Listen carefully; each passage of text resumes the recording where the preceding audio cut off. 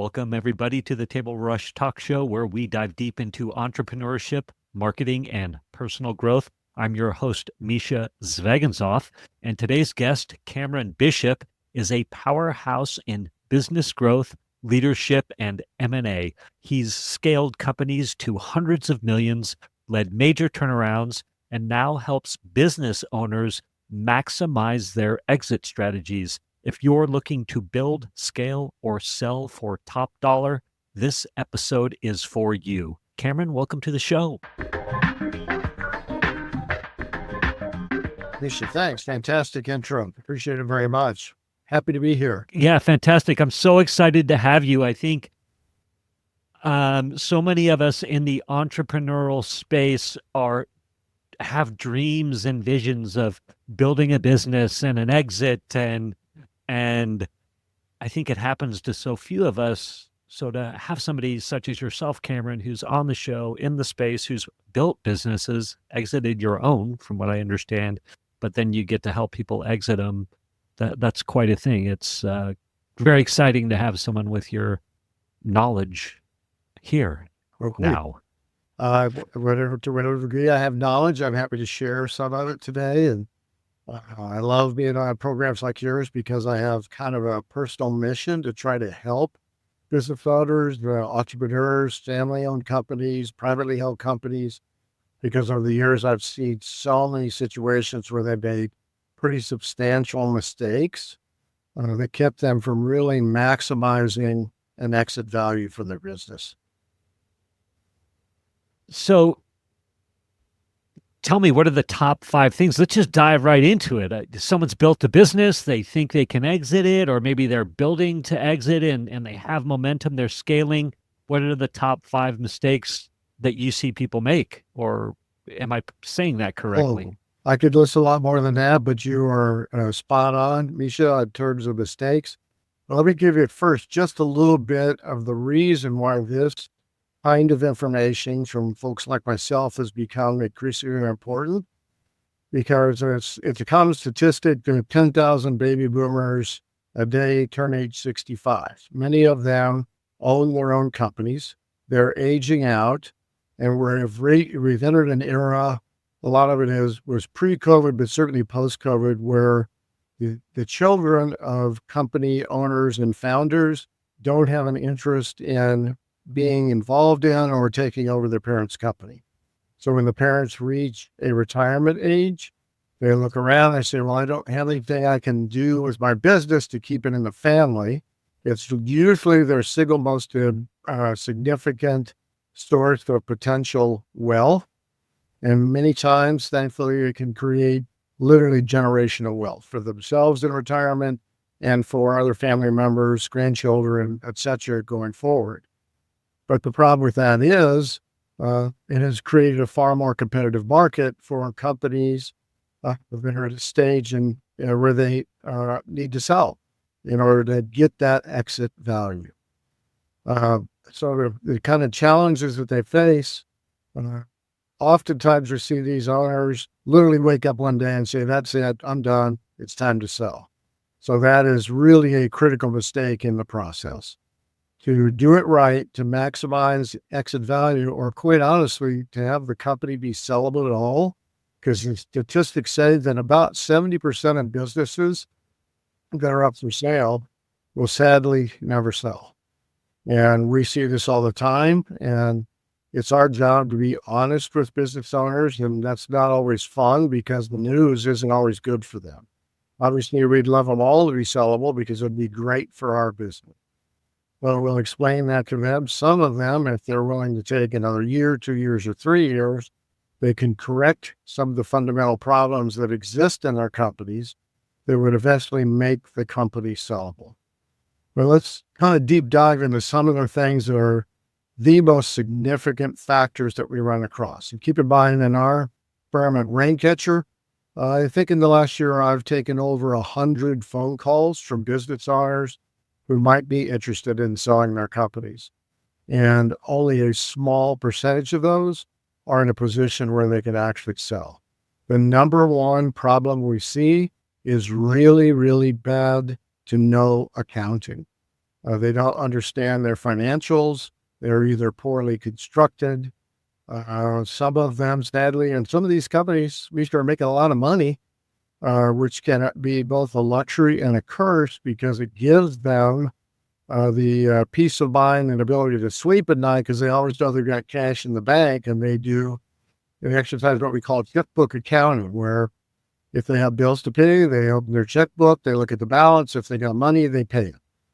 Obviously, that's a wonderful luxury to have on one hand, but it's not the kind of thing that buyers for businesses need to see and know. If they do have any accounting, it's probably on QuickBooks, and that's a wonderful tool if it's properly used. But they may be doing what's called cash-based accounting, and almost all buyers for businesses of any real value at all. I'm talking companies generally making, $750,000, million in profits at the EBITDA profit level on the bottom line. From there on up, those numbers really need to be accrual based. That's what the banks are going to look at if a buyer wants to buy a company. So they're going to have to get those converted anyway. But a simple story: I had a business owner, husband and wife, been in business for many years. The husband was an engineer. He had 7 patents to his name. They made really complex test equipment in the automotive industry. And they called and said, "Hey, we want to sell a company." And I said, we always ask first, why? Why do you want to sell? Because that's an important question, because we try to tailor a process to meet their personal objectives. They said, well, we're doing about $6 million a year in revenue, and we made $1.4 million in profit last year. All right, that's great. You're in a very, very compelling, attractive area where buyers would want to buy your company. The next thing we do is we sign an NDA with them. We need to see your financials. Send us all your financials. Well, one of the gentlemen that works with me, he's a licensed CPA, spent 14, 15 years in audit practice with KPMG, so he's a financial guru. So we slice and dice the numbers in every way. And as it turned out, they didn't properly account for inventory. They took prepayment on a lot of their products, which essentially masked a significant cash flow problem in the business. And sadly, when they thought they were making $1.4 million, they actually made $200,000 and their company wasn't sellable. But it was all predicated on the fact that their accounting wasn't anywhere close to accurate, much less GAAP-based accrual accounting. Now, that's an extreme story, but it's indicative of the kinds of situations and dynamics we see in privately owned businesses that don't place emphasis and focus on their accounting. That is incredible and horrifying, and probably more common than business owners or we would like to admit, obviously. Yeah. It's just, it's sad in a way when we can't help them, or they're going to have to invest a lot of time and a lot of money in outside accounting professional help to get things cleaned up and rectified to get the company in a position to be sellable. If it will be, it can meet other characteristics. Probably the second most important thing that we see is what is called owner dependency. So if a business is almost solely reliant on the owner of that company, let's say there's some very technical knowledge required, and the owner is the only one who has a grasp of that or can apply that for the business's success. And the reason they're selling their company is because sooner or later they want to leave. Oftentimes they want to leave sooner than later. And buyers, while they want to buy a business for what they view and have visions for in its upside potential, they're naturally very risk averse. And having a business that is owner dependent is an extreme risk factor, a real red flag. The same applies if that owner has all of or the majority of the customer relationships. If it's a litmus test, if all the clients are calling the owner's personal cell phone, that's a red flag because their business is too dependent on that individual for those relationships. That I think that's very common too. I'm imagining that kids think that their parents have a saleable business, or the parent passes away, or the parent wants to leave the business, turn it over to the kids, and it's like, yeah, well, my business is on my cell phone as the parent, and yeah, not an actual opportunity to sell. Real quick, everybody listening and watching can go to raincatcher.com, and you can see a ton of information on Cameron, his company, Raincatcher. You can also go to LinkedIn and uh, find Cameron Bishop there, Cameron Bishop. So those links will obviously be in the show notes. So anybody watching, listening, go check out raincatcher.com, and you can see more of what we're talking about. Before we go further into number 3, 4, and 5, if I heard you correctly, you said 10,000 baby boomers a day are turning 60. No, yeah, 10,000 baby boomers a day right now are turning 65. Is that what I heard you say? That is the common measurement used. I think it might have been Pepperdine's. They have a specialized school of small business. That may be the first place I ever saw that statistic. Similar to the one I quoted earlier, about 70% or so of all companies that try to sell never successfully sell. And that again, How of competition for companies that want to sell, it's an increasingly challenging set of dynamics. So what percent of businesses are not saleable then? What did you say? Yeah, Did you say that again? 90? Yeah, the metrics that often cited, and I've seen similar measurements or facts from multiple sources, they all cite somewhere around 65 to 70% of business owners who try to sell their company don't successfully sell it. And so what happens to those companies? Well, I've heard many cases around that. Sadly, a lot of them simply close their doors, or they liquidate if they're a business that has, a lot of equipment, machinery, trucks, construction equipment. A lot of them, their equipment, even on the used aftermarket, actually worth more than their company is worth. Wow. Right now, so we are having a generational shift. I think it's fair to say. You might have already said that as well, right? This generational shift that's happening. There's a lady out there, Correct. Cody Sanchez. Say again? Yeah, Cody Sanchez. Are you familiar with her? And it's not. Okay. Well, she's a big internet. Not that you should be. She's all over the internet right now, and she's like, "Hey, there's this generational shift happening.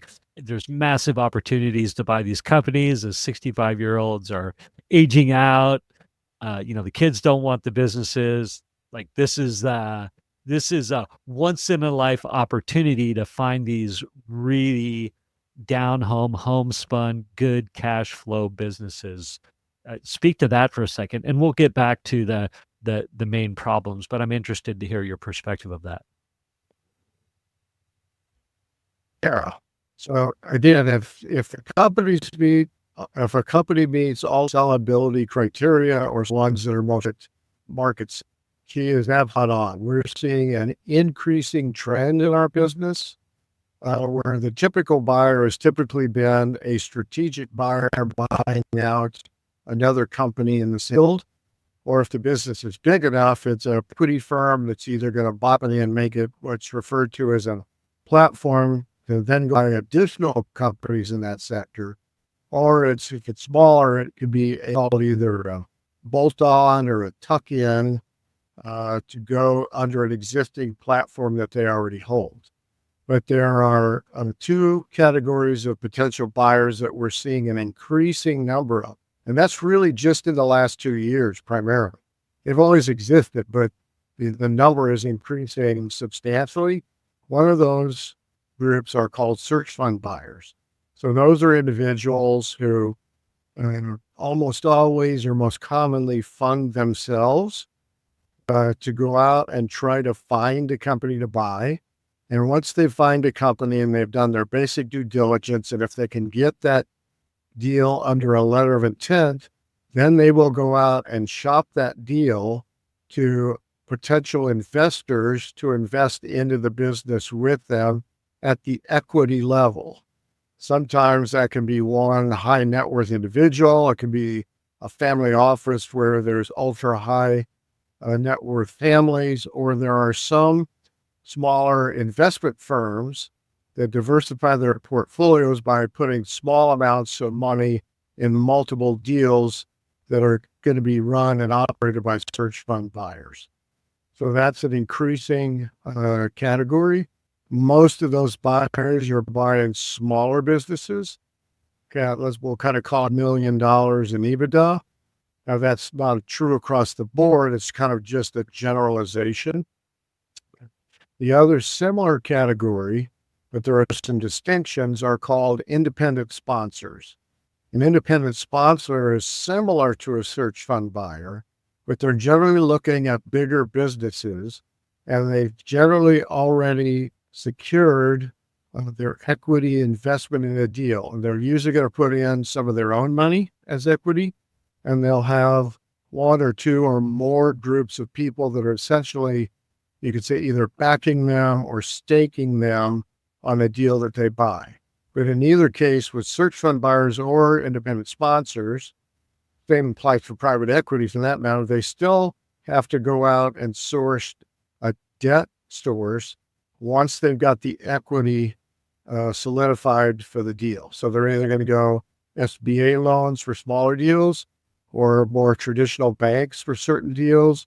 And there's a new category of lending that has kind of sprung up since the interest rates jumped so high, and that's private credit facilities. So those are oftentimes private equity firms that set up a different division or group or a fund just to do debt facility loans on other acquisition deals for other buyers. It's so interesting. So many ways to go with this. I'm interested to hear how leveraged the buyers are these days, and my guess is, speak to the leverage that's going on right now in the market. Is it frothy at this point, or my words, not yours, of Thanks. course? So in my career, Misha, I spent 35 years of my career on the buy side, doing what are called leverage rollouts to private equity firms. I bought about 50 companies, spent about $500 million of private equity firms' money. So over that time, you could see the cycles in the banking world where at some points credit was extremely tight and there was very little ability to leverage a deal. There were other periods where it was credit light, just before the 2007-2009 deep recession. We were in a credit light banking period where deals could be almost egregiously leveraged, which was not a good thing or a healthy period in time. So right now, where interest rates are, it's a pretty strict period. So if anybody understands leverage right now, it looks like most deals are only leveraged around 2 to 3 times their EBITDA level. That can vary by market sector and by growth characteristics. And bigger deals can get greater leverage than smaller deals. But certainly the SBA has some pretty stringent requirements around that. So as a broad statement, generally, there's not significant leverage on deals, which also changes the way deals are structured and also oftentimes reduces what's called the enterprise value or the total purchase price on deals, because they can't pay more without equity, and then their financial models often don't work beyond a certain threshold of equity that they invest. Back at the peak frothiness, 2008, 2009, they're giving away money. What was the average leveraged amount? You said currently it's 2 to 3 times EBITDA. What was it back then? Yeah, leading into that period, you could see, maybe leverage around 4, 5, occasionally 6, but at the peak of that time period. Uh, he's involved with a deal that was leveraged in over 8 times. And that was not a healthy place Wow. to be, but that's where the markets were at that point. So as I said, banks kind of go through these cycles they have traditionally, and we're at a very conservative cycle at this stage. We have been for some time. Part of that was impacted by going from, essentially 0% interest rates for loans, and then having two or three big, high profile bank failures. And then the rapid run up in interest rates coupled with inflation has really tightened the screws on tolerance for any kind of real leverage. Interesting. Would you recommend to people, or do you ever recommend to people, hey, if you wait it out a few years, keep your business operating efficiently, keep your, cash flow strong, your EBITDA strong, wait out a few years, maybe you can get a bigger multiple, or are you more along the lines of, hey, sell while your business is sellable? Does that question make sense? That makes perfect sense. And as I mentioned a little bit ago, when a business owner calls us and says, "Hey, I'm thinking about selling my company," and our question for them is why? And we try to tailor a strategy and a plan to meet their personal objectives. And part of that is very clearly a timing factor. So we have to look at all the criteria around their business. We have to look at, so for example, if a business owner has a significant health issue, probably we're not going to try to counsel them that if you wait a year or two, you're probably going to get more money for your business. Um, I had a very simple case like that a number of years ago with a large video production company owner, an amazingly talented business owner who had gone through an extremely stressful time in the business that had been owned for over 20 years. And we did a lot of analysis work on that company for the owner. She had wanted to sell immediately. And after we did a lot of work and looked at what her future pipeline in her business was, I really tried to encourage her to wait for 18 months because based on where she was at that point in time when she wanted to sell versus where she could have been in 12 to 18 months, she probably could have gotten 4 to 5 times what she was going to get in current times. And she just said, absolutely no. She had to get out. This was it was kind of a health issue. It was, she couldn't deal with the stress factor, had new grandchildren. So there was a lot of quality of life issues. Even though that's not what I would have personally chosen to do in that situation. That was what she needed to have done. So that's what we execute on. We educate them on what the pros and cons of these options are and what each of them look like. But at the end of the day, we execute for them on what they need to meet their personal objectives. Yeah, love that. So current market right now, we've got a generational shift. People are aging out. So there's lots of businesses coming to market. At the same time, over the last 2 years, if I heard you correctly, we've got a bunch more buyers coming to market right now. So credit standards are a little tighter right now, Right. maybe harder to get financing. Is it kind of I tend to not swear on this podcast, but is it kind of a shit show out there right now, or where it's like every deal is pulling teeth trying to get it sold or bought, or what's going on out there? Oh man, that may be the question of the day, Misha. Back when I was working as an exit and transition planning consultant, which I did for about 5 years, and I did that following starting my own company. I wrote a lot of essays, a lot of them I published on LinkedIn, and one of the chapters in my book that really stemmed from my days of buying companies for private equity was why is it so damn hard to spend money? And for people trying to buy a business, it is an incredibly difficult, time-consuming process. So as a kind of a benchmark metric, for And I had substantial financial backing. In one deal, I was part of a larger company that was backed by Colbert Kravis Roberts, which is one of the largest private equity firms in the world. When I started my own company, I was backed by JP Morgan Chase Bank's private equity arm. So even though money was never an issue for us, ever, what a luxury, huh? Certainly on the equity side, with JP Morgan, it took us 2 years to find a company to buy and get the deal negotiated and close the deal. And that's without any issues around getting bank debt involved or equity involved. We would, for one deal, to buy one deal, we would look at somewhere around 50 different deals. Because remember, it's not only a case of you have to find a company that meets all of your investment criteria, you also have to find a company that A, is truly sellable. You have to outbid other bidders, because if it's really sellable, it's going to be attractive not just to you. So you're competing. And when you're competing, everybody thinks, well, you're competing just on the price you're going to pay. Well, that's certainly a critical factor, but oftentimes you're competing on multiple levels.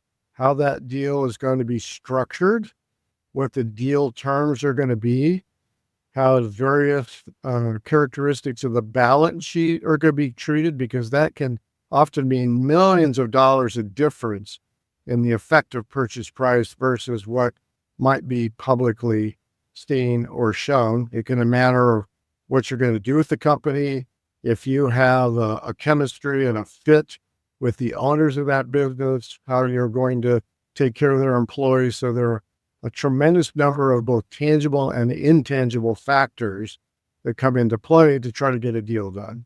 The deal we ultimately closed, literally we bid on it 2 times earlier and lost, and it kept coming back to market. So it was the third time was a charm before we were able to get that deal closed. Wow. Wow.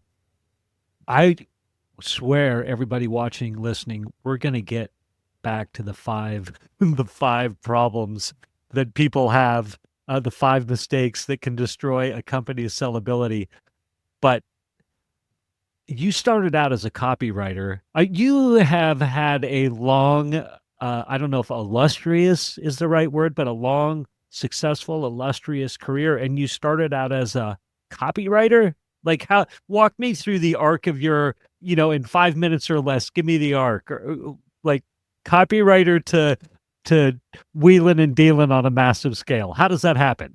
Well, I think you could say at a high level, I did not have a planned out career track. So yeah, you're right. I had wanted to be in the journalism field since I was in like 9th grade. I went to the University of Missouri Journalism School, did all kinds of writing, from poetry to sports writing to long form. So I started my career as an advertising copywriter in a $7 million media company. When I started there, for the first 6 years, we grew to 15 million. Then the company got acquired by Macmillan Book Publishing out of New York, which is a Fortune 100 company. And that changed everything. So they said, hey, we really like your business. You all go out and start buying companies. Didn't tell us how to do it. Same as taking a 6-month-old baby, dropping him or her in a swimming pool and saying, hey, little guy, swim. And that's what we went out and started doing. I got a PhD in how not to do deals on my very first deal. I blew it badly. Thankfully, it was a very small deal. So as that saying goes, you usually learn more from your mistakes and successes. And you learn, these are things I'm not going to do again, especially if I want to keep a job. But man, we went on a fast track from the mid 80s to 1990. We grew from 15 million to 90 million. Then Macmillan got sold off, and the new buyer said, hey, we still like you guys.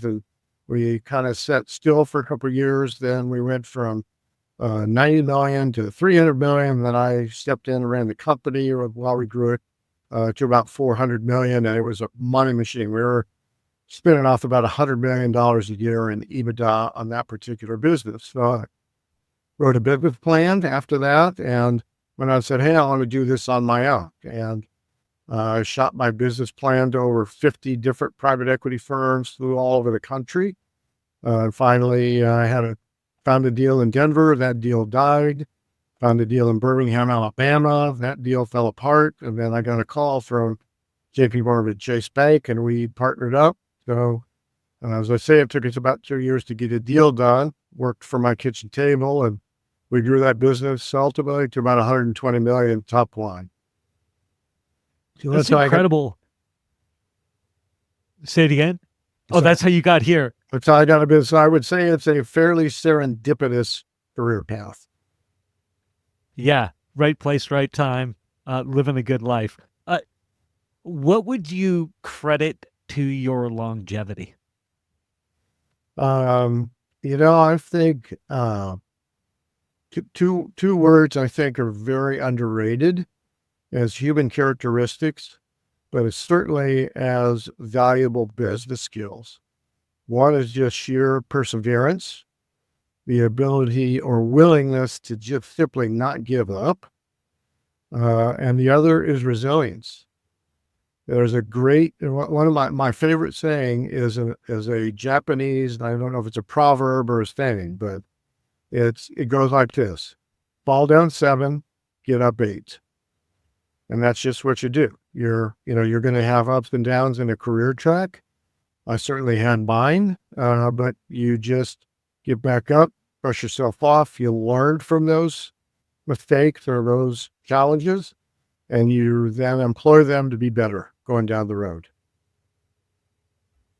Beautiful. Fall down 7, get up 8. So good. Have you had, along your career arc, ever been close to bankruptcy or complete failure or things like that? Yeah, certainly when I launched my company with JP Morgan Chase, so I fund that process myself. And that is a scary, scary, lonely process. Anybody who is starting a company of any kind knows that. There is incredible uncertainty. As I say, the resilience factor, the perseverance factor come into play because it's really, really easy to let self-doubt into that equation. But yeah, so you could call that a pretty low time because there were no guarantees that we were ever going to get a deal done. Or when I was out shopping my business plan to 50 different potential financial firms, yeah, you get a lot of no's. There's another expression, you got to throw a lot of crap up against the wall to get something to stick.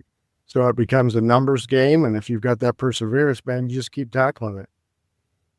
Just keep tackling it. That's beautiful. I love it. At least. Character building. Do you need the money now? No, so to finish it out, one of my passions today is to share this kind of story, especially the challenges for business owners, because in my companies, I saw so many of them make so many mistakes where they left money on the table. As a buyer, it wasn't my job to tell them, if you'd have just done this, I probably would have had to pay you $1 million or $2 million more for it. So I just saw that constantly. So I was a consultant, in a partner in this boutique firm, doing exit and transition planning for about 5 years. Then I spent 3 years on a contract to turn around a very complex $60 million 501c3 business, and I finished that. And I got bored really fast, Misha. I said, I'm not somebody who likes to sit. What do I want to do? Well, I really didn't want to go run companies anymore. I had some offers. I just said, no, I think I've done that. And I said, well, I like buying and selling companies. So I went out and researched lower middle market investment banks. Thankfully, I found Raincatcher, found a partner and a managing director in the firm. We have a great business. We focus on the really underserved lower middle market. I work from my home office, which is also my combination of man cave and frustrated art studio.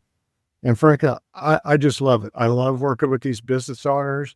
Like every job, there's challenges. There's days you want to tear your hair out.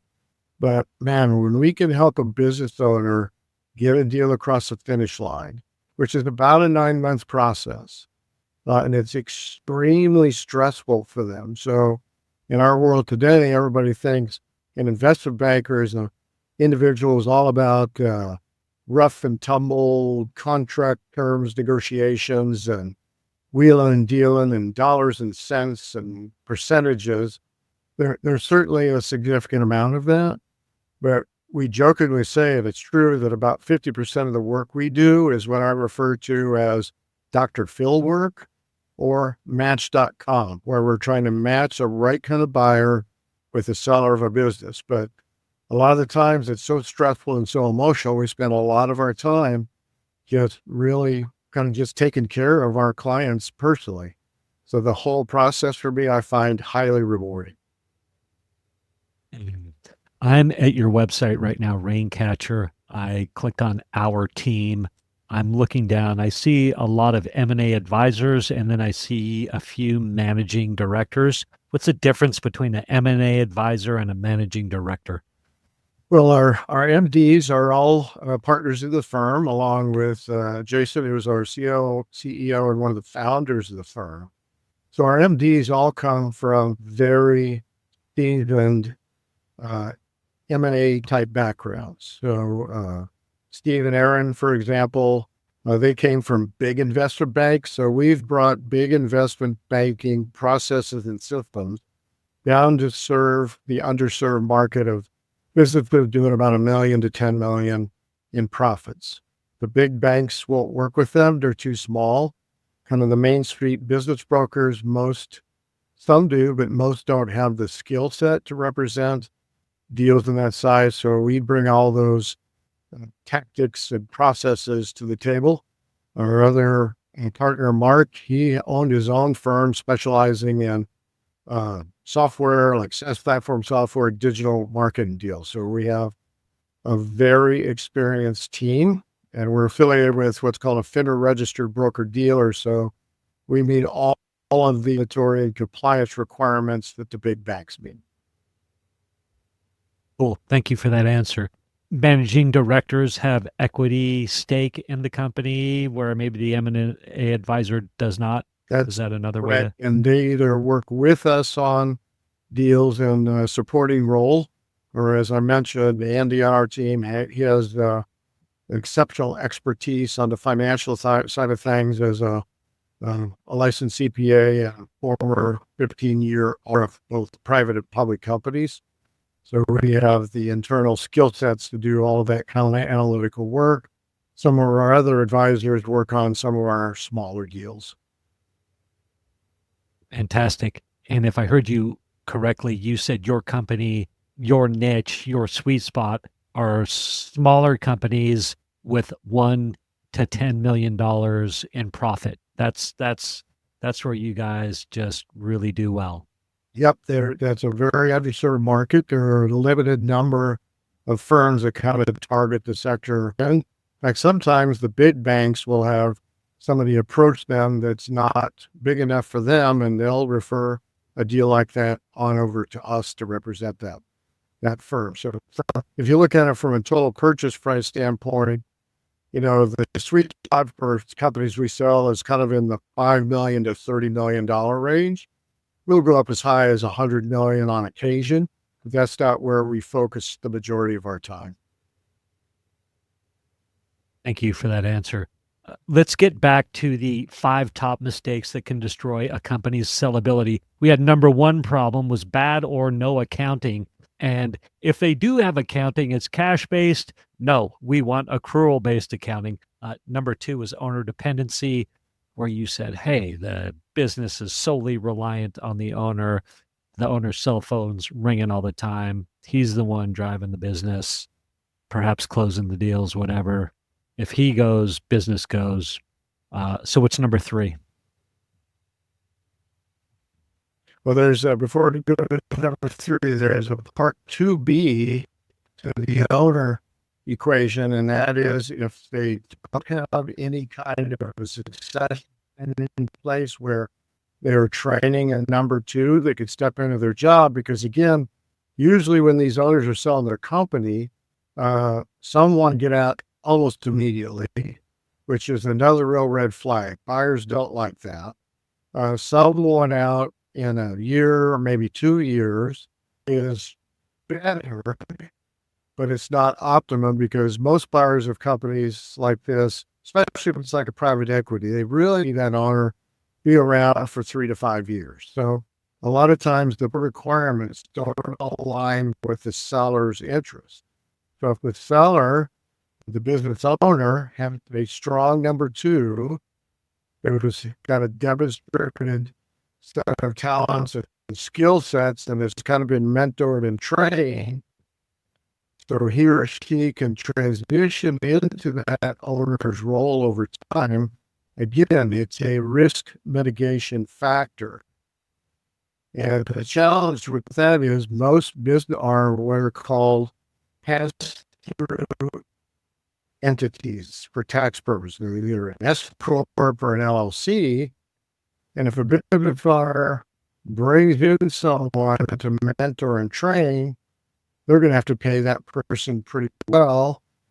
And that's going to be a reduction in distributions that they take at the end of the year. So they literally have to be willing to invest into their business for the longer term and the big picture to extract maximum exit value. There's almost always a really good return on that investment trying to do that.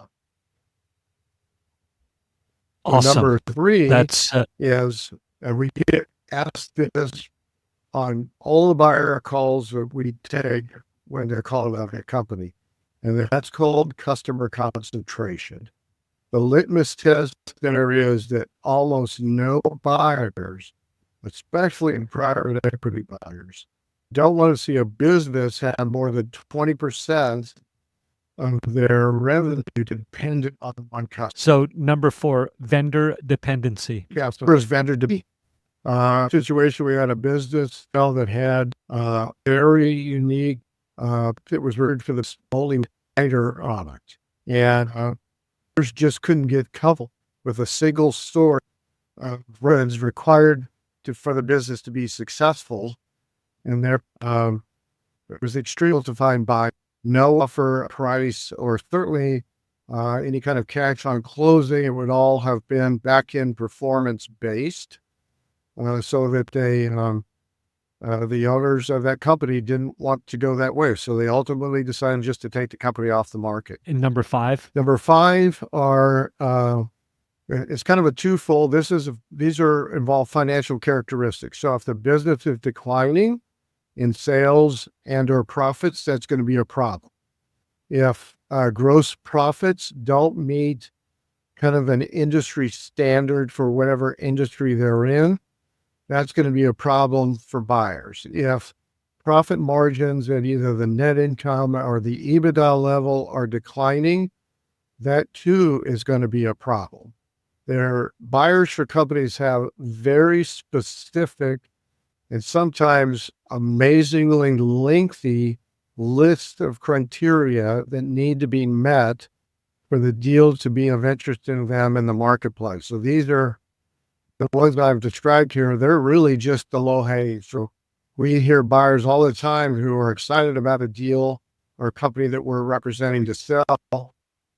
And then we get on the call and we start answering these questions and say, "Doc, as much as we want to be in that market, that's not going to work for us because your client can't meet X." In a more recent case, it's been a matter of the gross margin percentages didn't meet the threshold for the industry standard for that particular industry. So when I talked earlier about why is it so hard to buy companies, or for that matter, to sell companies, these are the kind of things we see on a daily basis. We get emails from all kinds of financial buyers, primarily private equity firms, saying, "Hey, we're looking for companies in these industries, and here are anywhere from 5 to 20 characteristics or criteria that need to be in place with that kind of business for us to want to be interested in it.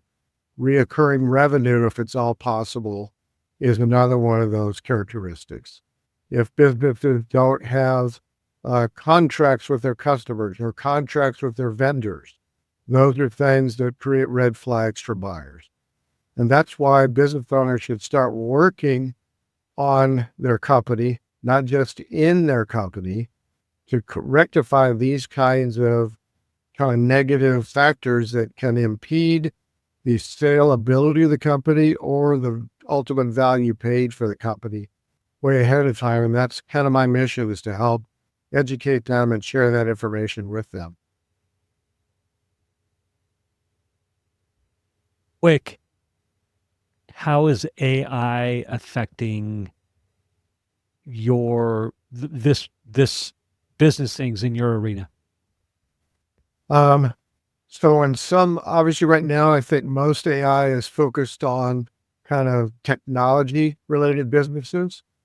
For us in our firm at Greencatcher, it's becoming an increasingly valuable tool to do industry research. If we're selling a company in the widget industry, we can use ChatGPT or one of the other forms of AI to do deep research on that industry, what the industry characteristics and dynamics are, to help position our business we're representing as being in a viable market.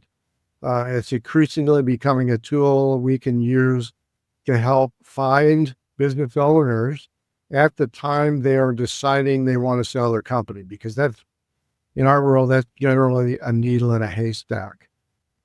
We deal with a lot of service-related types of companies or construction companies where AI might be kind of a back office or a strategic planning tool.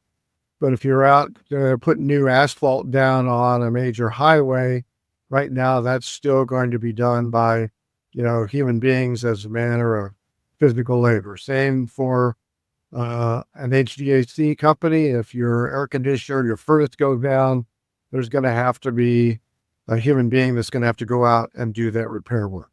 Who knows, 10, 15, 20 years from now. But right now, in most industries we work in, it's not a real material factor. I did see the other day that some of the Silicon Valley VC firms are starting to look at kind of more traditional, kind of unglamorous sort of administrative type businesses like customer service call centers or some accounting related functions where AI, they believe, can be a consolidated effort and get real efficiencies out of it. And I really don't doubt that will occur in those market sectors. So in they're looking at companies that they think, hey, we can get more productivity, we can get more profitable by implementing AI. So perhaps they're willing to pay more multiples, if I'm hearing you correctly, with the thought that as we implement AI within these businesses, accounting firms, for example, it'll just streamline it, systemize it, and we can lay off half the company. Well, that would be my assumption, and I haven't read anything that would say specifically that, but that's certainly what the logical assumption would be, at least in my perspective. Yeah, I appreciate that. Where do you see the economy going in 2 to 5 years? Well, I've always been an optimist, Misha, so I think we're still in kind of a tumultuous period here with the new administration in terms of how some of these things will shake out. Certainly, if the tax bill that was implemented in the previous Trump administration, if that gets renewed, I think that's going to be favorable across the board. We deal in our firm, we deal with quite a few companies that relate to the construction industry, especially on the residential side. So these 7% 30-year fixed mortgage rates are certainly an impediment to growth in those business sectors. It's a turnoff right now for interested buyers who want to who might otherwise be willing to buy into or otherwise very successful companies, but are dependent on those marketplaces. So my personal sense, again, being a perennial optimist, is that we're going to see improvement across the board with reduction in interest rates, some stabilization of some of the transitional changes that are occurring, maybe politically, hopefully globally, from the standpoint of a lot of the turmoil that's occurred worldwide here in the last couple of years. So, yeah, I'm optimistic. Love that. I had a thought where, as Trump's doing what he's doing with tariffs, and I'm not going to say whether that's good or bad. I'm not fluent enough in that, educated enough to know or have an opinion. But I was curious as Trump was starting to do these raising tariffs and things. China's obviously a big bond owner.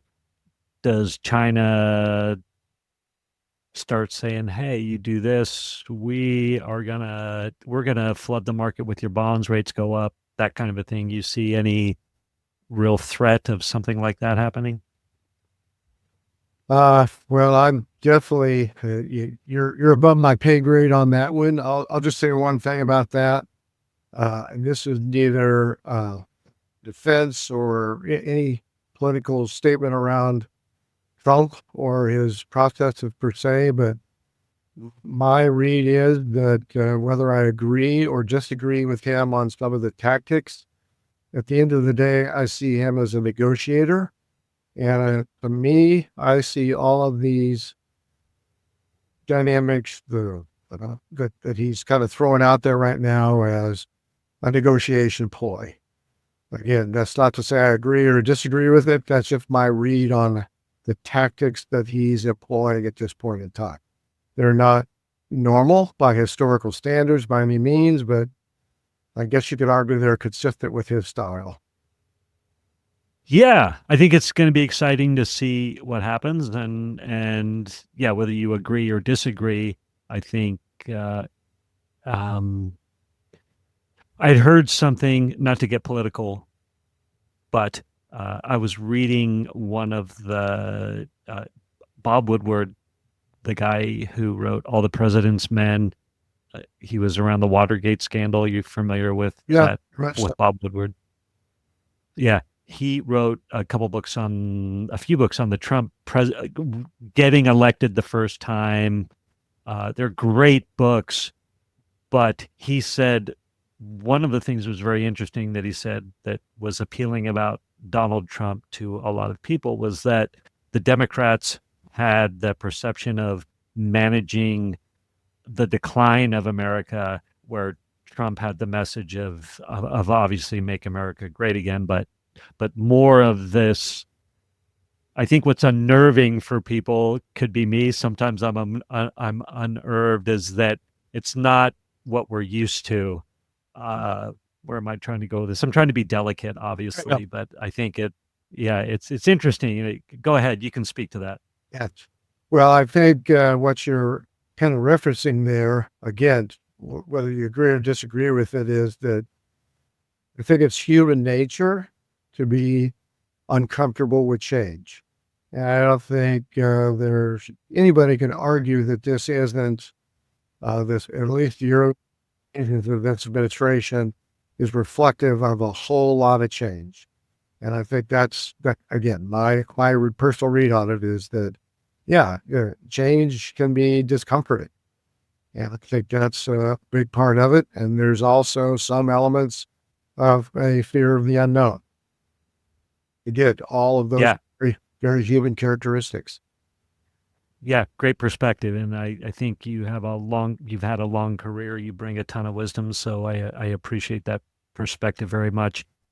I would be remiss if I didn't talk to you, because I think you have a good perspective on it. If I didn't talk to you about commercial real estate a little bit, where do you see that going? Give me your thoughts on commercial real estate. Well, your timing is great. I think it was either yesterday or today. I read in the Wall Street Journal that appears to be some bounce I can think back to when COVID first hit, and the world was changed upside down. Behavioral patterns were changing. All the movie theater changed. Any kinds of a business that involved what's kind of in the industry referred to as butts and seats businesses. They either had to shut down or took a huge dive. At that time, I was running a very large leadership and management development training company. We ran about 13,000 seminars a year in meeting rooms and corporate offices all over the country. And of course, we had to shut down all of those physical meetings as well and transition everything to a virtual environment. And there was a lot of argument among some members of our board about the fact that we would never go back again, that everything from that point on would be virtual. And my argument at that time, and I think it's proven to be right today, is that people like being with people. They like the common experience. That's why people went back to movie theaters. That's why they've largely rebounded. That's why much of the world of training, well, there's a big portion of it that currently is and will always be for the future virtual. There's still a lot of collaborative in-room training where people are physically present and together to share ideas, make new relationships, do networking. And I think similar characteristics are starting to be borne out in the commercial real estate world, especially as it relates to the housing environment. When it comes to things like apartments and multifamily housing, the metrics we see in the residential construction sector are that there's still a shortage of about 6.5 million residential homes for people to live in. So, again, I'm no expert in the commercial sector, but my gut says that they're going to continue to be strong sectors because there's high demand for quality housing of one kind or another. Same with the whole new trend in what's called build to rent housing. People want a single family type home, more related to the costs of a rented condo or multi-bedroom apartment. Amazing.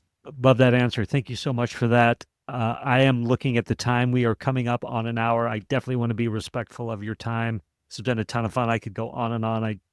Your wealth of knowledge is inspiring to me. So I could easily keep going and going with questions, but I think this is a good place to stop.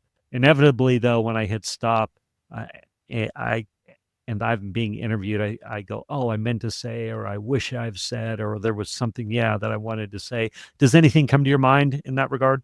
Yeah, I'll leave your listeners with a couple of thoughts. And this is, again, a part of my passion and focus on helping business owners. Number one, and this is something I live by as a CEO in companies, know what you know how to do well and do it. Know what you don't know how to do well and hire experts to do it for you. So when it comes time to think about preparing your company for sale, please engage some experts to help you do the planning to optimize your valuation. When it comes times to actually go through a sale process, please work with experts. Obviously, we'd love if you work with us, but find somebody who has a proven track record in the field, and always use an attorney that has experience in mergers and acquisitions. They will always more than pay for themselves. Surround yourself with experts, tax experts, legal experts, investment banking or brokerage experts, wealth managers, or financial planners. They all pay for themselves at the end of the day. Amazing. I'm going to hit stop and we will say goodbye offline. Okay. Thank you for listening to this episode of the Table Rush Talk Show. For resources to help you sell your stuff, go to belove.media/resources. That's belove.media/resources. And be sure to subscribe, comment, 5-star, and share. Thank you again for listening.